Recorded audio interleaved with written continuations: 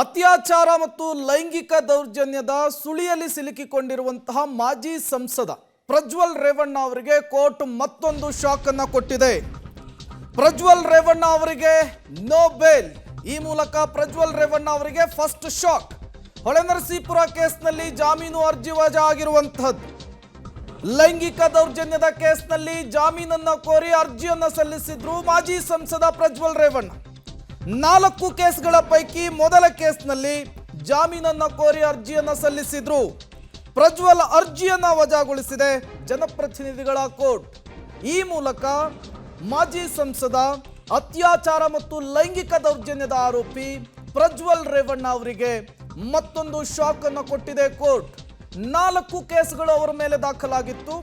ಒಂದು ಲೈಂಗಿಕ ದೌರ್ಜನ್ಯ, ಅತ್ಯಾಚಾರ ಸೇರಿ 4 ಕೇಸ್ಗಳು ದಾಖಲಾಗಿತ್ತು. ಈ ಪ್ರಕರಣಕ್ಕೆ ಸಂಬಂಧಪಟ್ಟಂತೆ ಲೈಂಗಿಕ ದೌರ್ಜನ್ಯದ ಕೇಸ್ಗೆ ಸಂಬಂಧಪಟ್ಟಂತೆ ಅವರು ಜಾಮೀನಿಗಾಗಿ ಕೋರ್ಟ್ನ ಮೊರೆ ಹೋಗಿದ್ದು. ಈಗ ಕೋರ್ಟ್ ಮತ್ತೊಮ್ಮೆ ಶಾಕ್ ಅನ್ನು ಕೊಟ್ಟಿದೆ ಪ್ರಜ್ವಲ್ ರೇವಣ್ಣ ಅವರಿಗೆ. ಈ ಪ್ರಕರಣದಲ್ಲಿ A2 ಆರೋಪಿಯಾಗಿದ್ರು ಪ್ರಜ್ವಲ್ ರೇವಣ್ಣ. ಈ ಪ್ರಕರಣದಲ್ಲಿ A1 ಆರೋಪಿಯಾಗಿದ್ದು ಮಾಜಿ ಸಚಿವ HD ರೇವಣ್ಣ ಅವರು.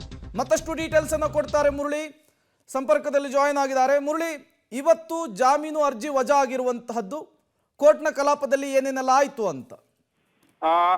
ಪ್ರೇಮ್, ಏನಂದ್ರೆ ಈ ಹಿಂದೆ ಸಾಕಷ್ಟು ವಾದ ಪ್ರತಿವಾದಗಳನ್ನ ಎರಡೂ ಕೂಡ ಮಾಡಿದ್ರು. ಯಾಕಂದ್ರೆ ಪ್ರಜ್ವಲ್ ರೇವಣ್ಣ ಅವರ ಪರ ವಕೀಲರು ಒಂದಷ್ಟು ವಾದವನ್ನ ಮಂಡನೆ ಮಾಡಿದ್ರು. ಈಗಾಗಲೇ ಈ ಪ್ರಕರಣದಲ್ಲಿ ಅವರನ್ನ ಪೊಲೀಸ್ ಕಸ್ಟಡಿಗೆ ಪಡ್ಕೊಂಡಿದ್ರು, ಜೊತೆಗೆ ಸ್ಥಳ ಮಾಜರಾಗಿರುವಂತದ್ದು, ಜೊತೆಗೆ ಅದಕ್ಕೆ ಪೂರಕವಾದ ಸಾಕ್ಷ್ಯಗಳೇನಿತ್ತು ಸಾಕ್ಷ್ಯಗಳನ್ನ ಕೂಡ ಕಲೆ ಹಾಕಿದ್ರು. ಆ ಹಿನ್ನೆಲೆಯಲ್ಲಿ ಅವರಿಗೆ ಜಾಮೀನನ್ನ ಮಂಜೂರು ಮಾಡ್ಬೇಕು ಅಂತ ಹೇಳಿ ಒಂದು ಮನವಿಯನ್ನ ಕೋರ್ಟ್ಗೆ ಮಾಡ್ಕೊಂಡಿದ್ರು.